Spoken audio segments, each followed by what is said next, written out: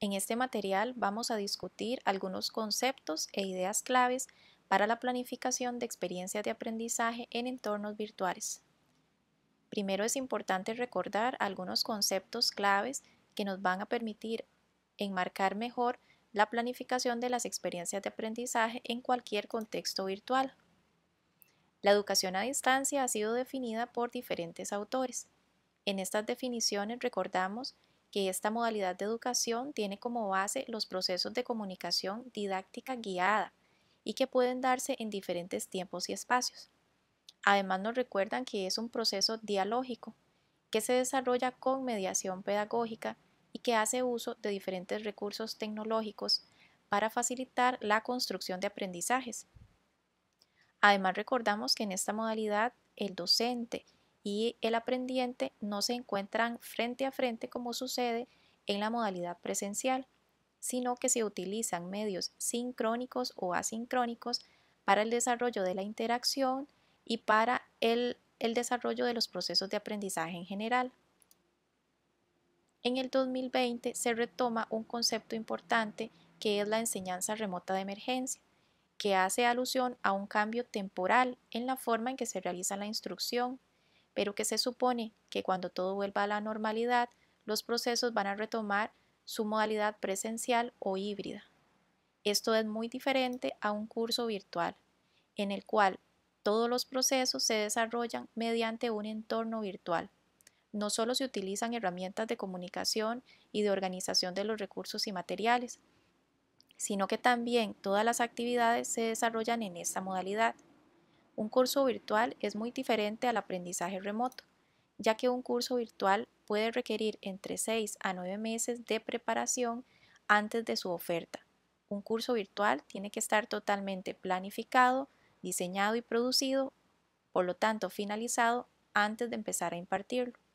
Para que el aprendizaje sea efectivo en esta modalidad, se requiere de un cuidadoso diseño y planificación mediante diferentes modelos que guían justamente el diseño y la producción de los cursos virtuales.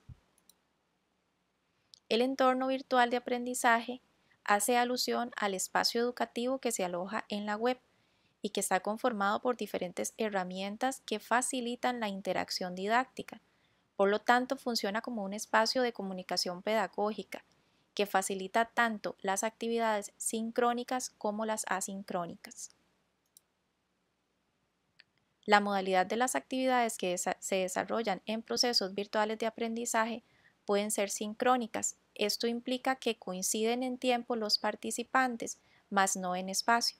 Quiere decir que la comunicación se da en el mismo momento y que las personas se reúnen mediante alguna plataforma que les permite interactuar en tiempo real.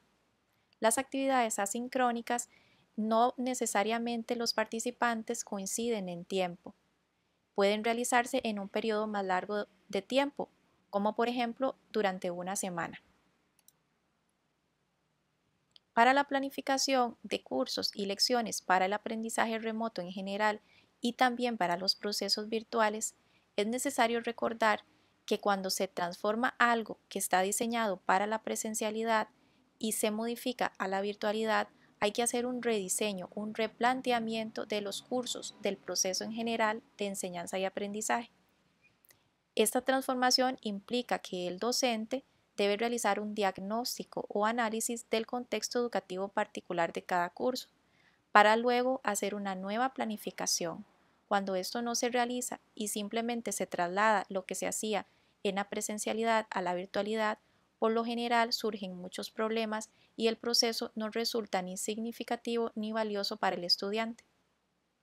Finalmente, es necesario dedicar tiempo a la producción, o sea, a la elaboración de medios, recursos y materiales, que toman una relevancia muy grande en procesos virtuales.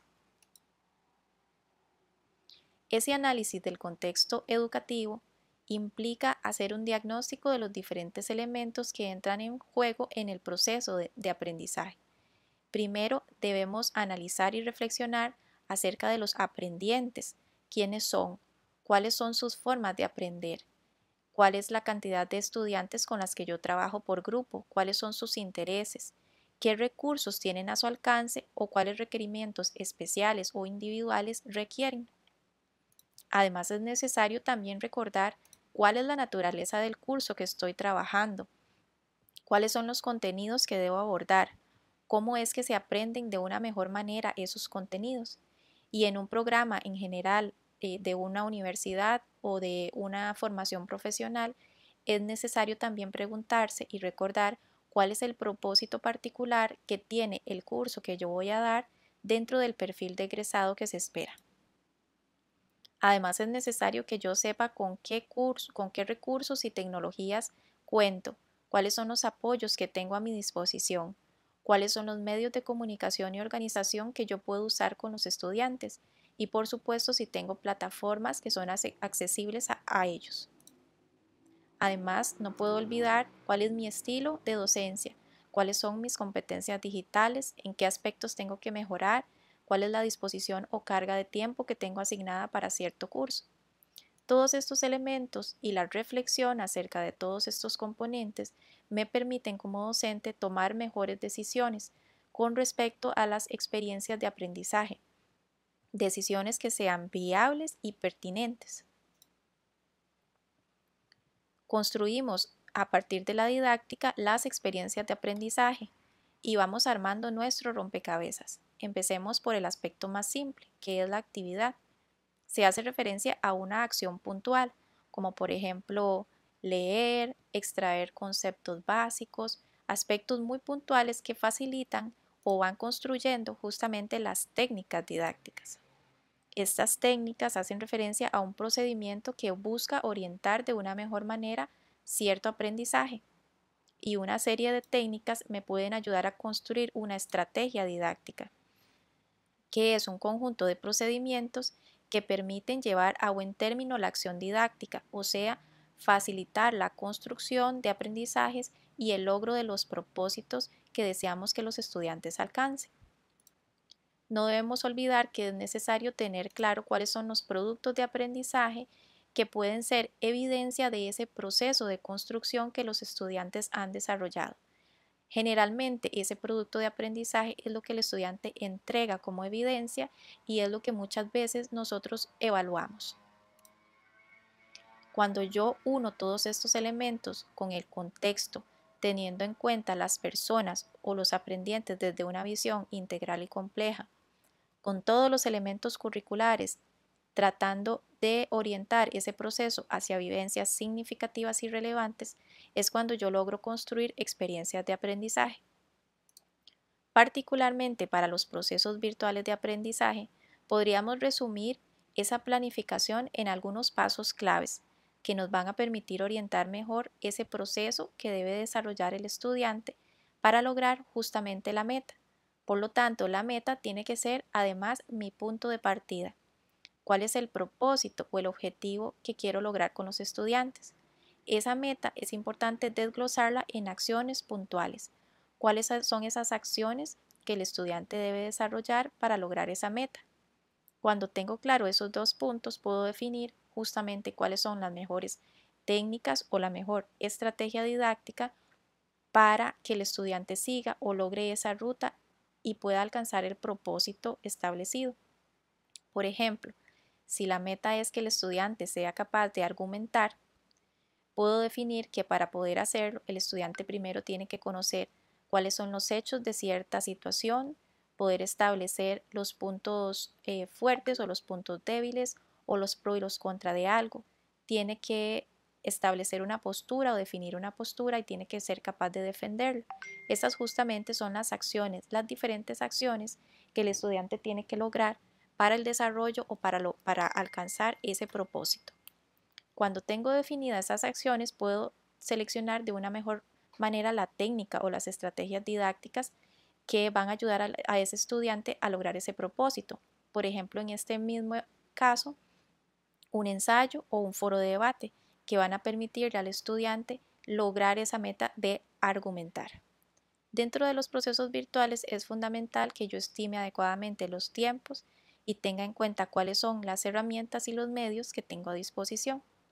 Hasta ese momento se recomienda sentarse a hacer una planificación detallada del proceso y eso implica definir elementos como la modalidad, elementos también de tiempo, cuánto van a durar las actividades, cuáles son los objetivos o propósitos específicos, los contenidos o las unidades didácticas, las actividades, los medios y la evaluación que se va a realizar. Finalmente, es necesario en los procesos tanto de aprendizaje remoto y especialmente en los procesos virtuales que se elaboren adecuadamente consignas que son las orientaciones que van a guiar al estudiante en el paso a paso que debe realizar, además de todos los materiales, espacios y demás recursos para el buen desarrollo de las actividades. Todos estos elementos van a facilitar que el estudiante pueda tener un aprendizaje significativo, valioso y también muy agradable. La estimación del tiempo resulta muy importante en procesos de aprendizaje remoto o virtual porque es necesario tener conciencia de cuánto el estudiante va a tener que dedicar para el desarrollo de todas las actividades que le estamos proponiendo. Es posible que el estudiante pueda tardar un poco más haciendo ciertas actividades de lo que duraba realizándolos en la modalidad presencial. Por eso es necesario hacer cálculos de cuánto puede durar un estudiante en promedio para el desarrollo de ciertas actividades, con el propósito de no recargarlo y tampoco que vayan a haber muy pocas actividades que no le permitan al estudiante lograr ese propósito u ese objetivo. Es necesario también tener conciencia de cuánto voy a tardar yo como docente para poder dar un buen seguimiento y una buena evaluación, lo que implica una adecuada realimentación al estudiante. Para finalizar, recordemos que para seleccionar las actividades que van a conformar una experiencia de aprendizaje, es necesario definir cuál es el mejor camino para el logro del objetivo y para que el estudiante alcance las competencias que se han establecido como meta. Tengamos en cuenta el tiempo, los recursos y medios y procuremos mantener una coherencia didáctica en todos los elementos que vamos a proponer.